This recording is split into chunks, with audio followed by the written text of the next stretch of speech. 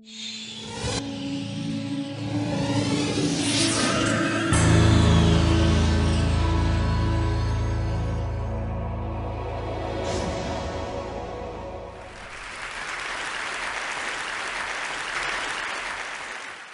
morning. How are you? It's been great, hasn't it? I've been blown away by the whole thing. In fact, I'm leaving.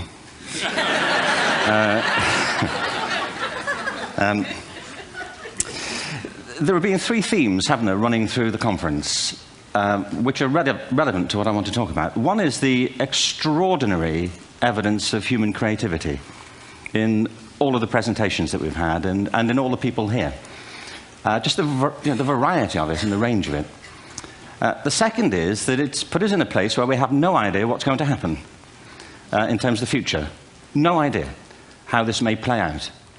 I have an interest in education. Actually, what I find is everybody has an interest in education. Don't you? I find this very interesting. If you're at a dinner party and you say you work in education, actually, you're not often at dinner parties, frankly, if you work in education. You're not asked, you know, and you're never asked back, curiously. That's I think that strikes me. But if you are, and you say to somebody, they say, what do you do? And you say, you work in education, you can see the blood run from their face. They think, oh my God, you know, why me? It's my one night out all week. But if you ask people about their education, they pin you to the wall. Because it's one of those things that goes deep with people. Am I right? Like religion and money and other things. So I have a big interest in education, and I think we all do. We have a huge vested interest in it, partly because it's education that's meant to take us into this future that we can't grasp. If you think of it, children starting school this year will be retiring in 2065. Nobody has a clue, despite all the expertise that's been on parade for the past 4 days, what the world will look like in 5 years' time. And yet we're meant to be educating them for it. So the unpredictability, I think, is extraordinary. And the third part of this is that we've all agreed, nonetheless, on the really extraordinary capacities that children have, their capacities for innovation. I mean, Serena last night was a marvel, wasn't she? Just seeing what she could do. And she's exceptional, but I think she's not, so to speak, exceptional in the whole of childhood. What you have there is a person of extraordinary dedication who found a talent. And my contention is all kids have tremendous talents, and we squander them pretty ruthlessly. So I want to talk about education, and I want to talk about creativity. My contention is that creativity now is as important in education as literacy, and we should treat it with the same status. Thank you.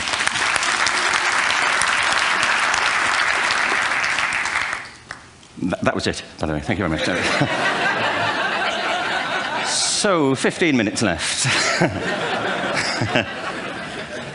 Well, I was born... No, I had a great story recently, I love telling it, of a little girl who was in a drawing lesson. She was 6, and she was at the back drawing, and the teacher said this little girl hardly ever paid attention. And in this drawing lesson, she did. And the teacher was fascinated. She went over to her and she said, "What are you drawing?" And the girl said, "I'm drawing a picture of God." And the teacher said, "But nobody knows what God looks like." And the girl said, "They will in a minute."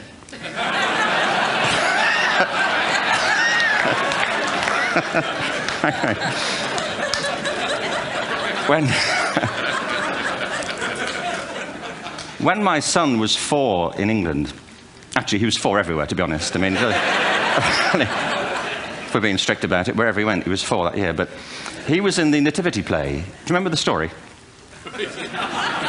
No, it's big. It's a big story.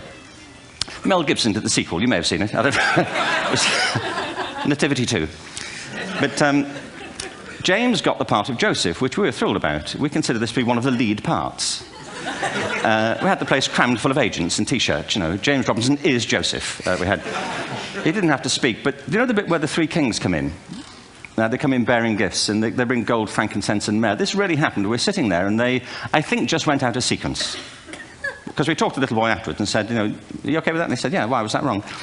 They just switched, I think that was it. Anyway, the 3 boys came in, little 4-year-olds with tea towels on their heads, and they put these boxes down. The first boy said, "I bring you gold." And the second boy said, "I bring you mare."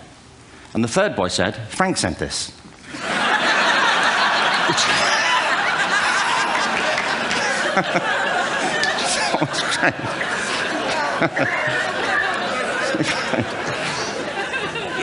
What these things have in common, you see, is that kids will take a chance.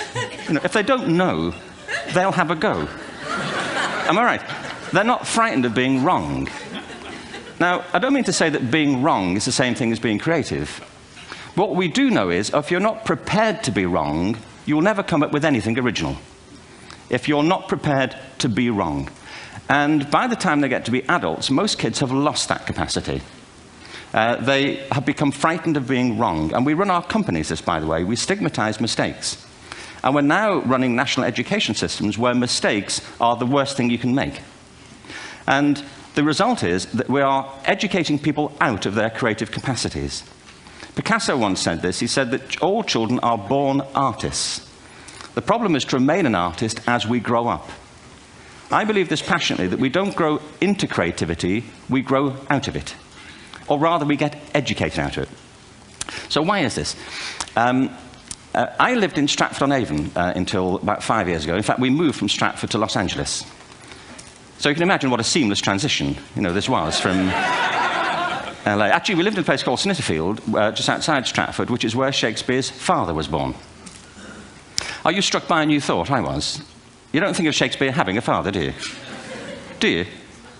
Because you don't think of Shakespeare being a child. Do you? Shakespeare being 7. I never thought of it. I mean, he was 7 at some point. He was in somebody's English class, wasn't he? Do you understand? Really? How annoying would that be? You know?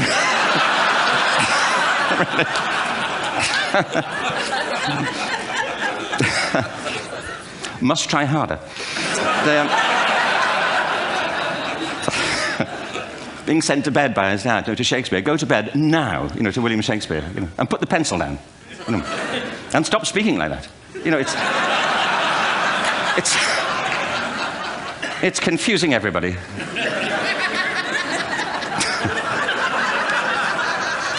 Anyway, we moved from Stratford to Los Angeles, and I just want to say a word about the transition. Actually, my son didn't want to come. I've got 2 kids. He's 21 now, and my daughter's 16. He didn't want to come to Los Angeles. He loved it, but he had a girlfriend in England. This was the love of his life, Sarah. He'd known her for a month. Mind you, they'd had their 4th anniversary, because it's a long time when you're 16.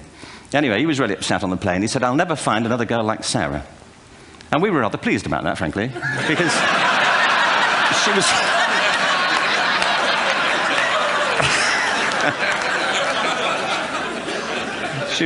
she was the main reason we were leaving the country.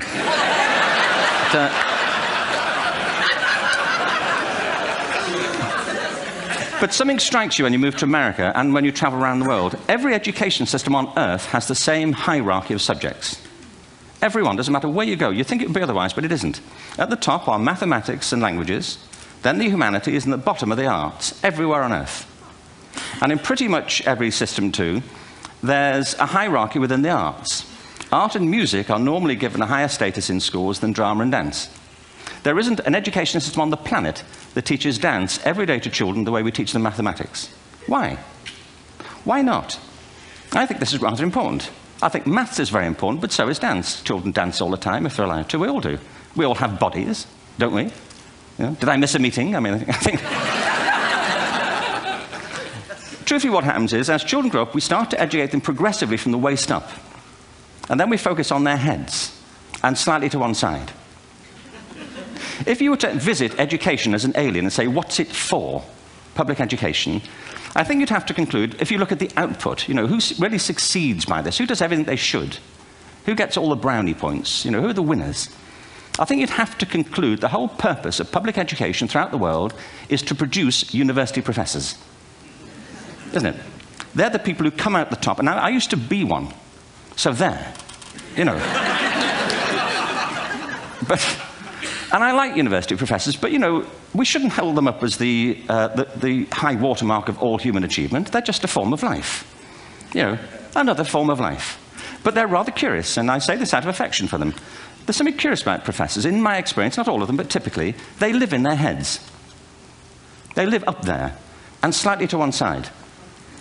They're disembodied, you know, in a kind of literal way. You know, they look upon their body as a form of transport for their heads.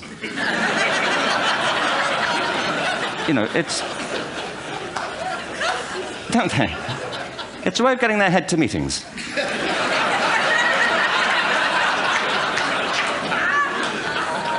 If you want real evidence of out-of-body experiences, by the way, get yourself along to a residential conference for senior academics and pop into the discotheque on the final night.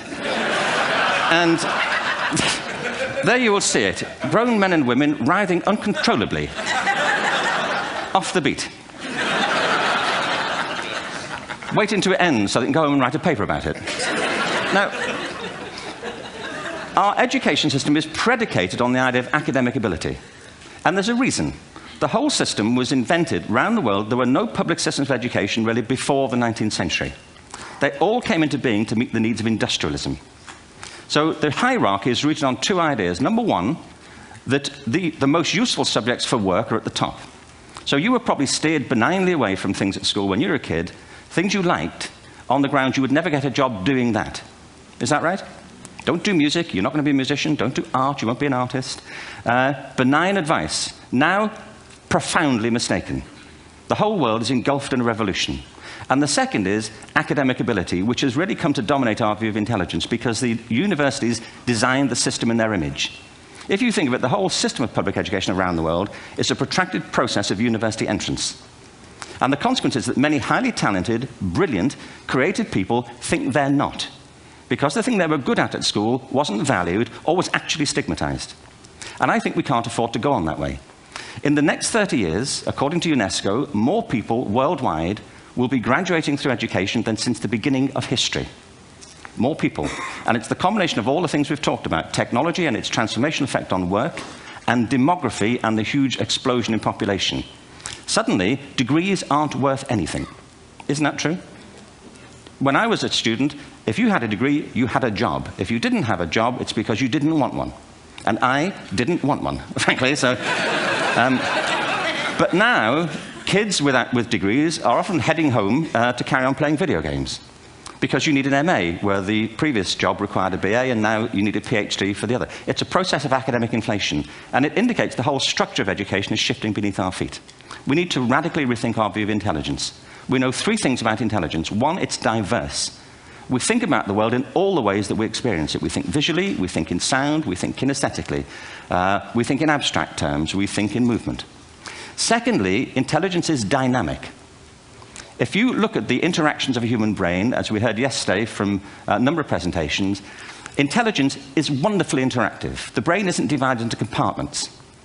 In fact, creativity, which I define as the process of having original ideas that have value, more often than not, comes about through the interaction of different disciplinary ways of seeing things. The brain is intentionally, by the way, there's a shaft of nerves that joins the two halves of the brain called the corpus callosum. It's thicker in women. Following on from Helen yesterday, I think this is probably why women are better at multitasking. Because you are, aren't you? There's a raft of research, but I know it from my personal life. If my wife is cooking a meal at home, which is not often, thankfully, but, you know, if she's doing... no, she's good at some things. But if she's cooking, you know, she's dealing with people on the phone, she's talking to the kids, she's painting the ceiling, you know, she's doing open heart surgery over here. If I'm cooking, the door is shut, the kids are out, the phone's on the hook. If she comes in, I get annoyed. I say, Terry, please, I'm trying to fry an egg in here. You know, really.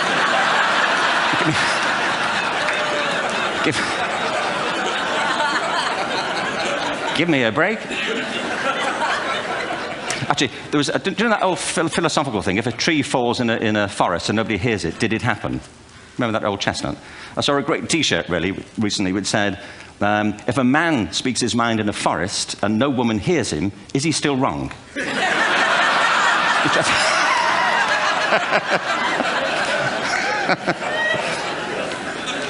And the third thing about intelligence is it's distinct. I'm doing a new book at the moment called Epiphany, which is based on a series of interviews with people about how they discovered their talent. I'm fascinated by how people got to be there. It's really prompted by a conversation I had with a wonderful woman who most people have never heard of. She's called Gillian Lynn. Have you heard of her? Some have. She's a choreographer, and everybody knows her work. She did Cats and Phantom of the Opera. She's wonderful. I used to be on the board of the Royal Ballet in England, as you can see. And anyway, Gillian and I had lunch one day. I said, how'd you get to be a dancer? And she said it was interesting. When she was at school, she was really hopeless. And the school in the 30s wrote to her parents and said, we think Gillian has a learning disorder. She couldn't concentrate. She was fidgeting. I think now they'd say she had ADHD. Wouldn't you? But this was the 1930s, and ADHD hadn't been invented, you know, at this point. So it wasn't an available condition. You know, people weren't aware they could have that. Anyway, she went to see this, this specialist. So this oak-panelled room, and she was there with her mother, and she was led and sat on this chair at the end, and she sat on her hands for 20 minutes while this man talked to her mother about all the problems Gillian was having at school. And at the end of it, because she was disturbing people, her homework was always late and so on, little kid of 8, in the end, the doctor went and sat next to Gillian and said, Gillian, I've listened to all these things that your mother's told me. I need to speak to her privately. So he said, wait here, we'll be back. We won't be very long. And they went and left her. But as they went out the room, he turned on the radio that was sitting on his desk. And when they got out the room, he said to her mother, just stand and watch her. And the minute they left the room, she said she was on her feet, moving to the music. And they watched for a few minutes, and he turned to her mother, and he said, you know, Mrs. Lynn, Gillian isn't sick. She's a dancer. Take her to a dance school. I said, what happened? He said, she did. I can't tell you how wonderful it was. We walked in this room, and it was full of people like me. People who couldn't sit still. People who had to move to think. Who had to move to think. They did ballet, they did tap, they did jazz, they did modern, they did contemporary. She was eventually auditioned for the Royal Ballet School. She became a soloist. She had a wonderful career at the Royal Ballet. She eventually graduated from the Royal Ballet School, found her own company, the Gillian Dance Company, met Andrew Lloyd Webber. She's been responsible for some of the most successful musical theatre productions in history. She's given pleasure to millions, and she's a multi-millionaire. Somebody else might have put her on medication and told her to calm down. Now, I think...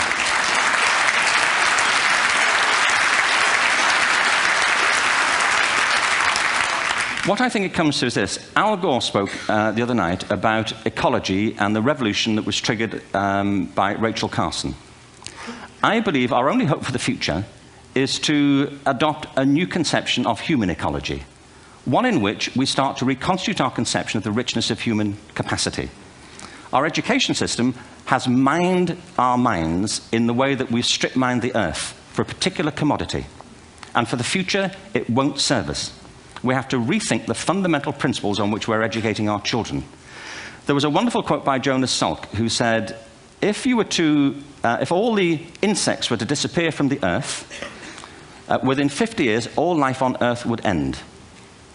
If all human beings disappeared from the earth, within 50 years, all forms of life would flourish. And he's right. What TED celebrates is the gift of the human imagination. We have to be careful now that we use this gift wisely and that we avert some of the scenarios that we've talked about. And the only way we'll do it is by seeing our creative capacities for the richness they are and seeing our children for the hope that they are. And our task is to educate their whole being so they can face this future. By the way, we may not see this future, but they will. And our job is to help them make something of it. Thank you very much. Bravo. Here, here.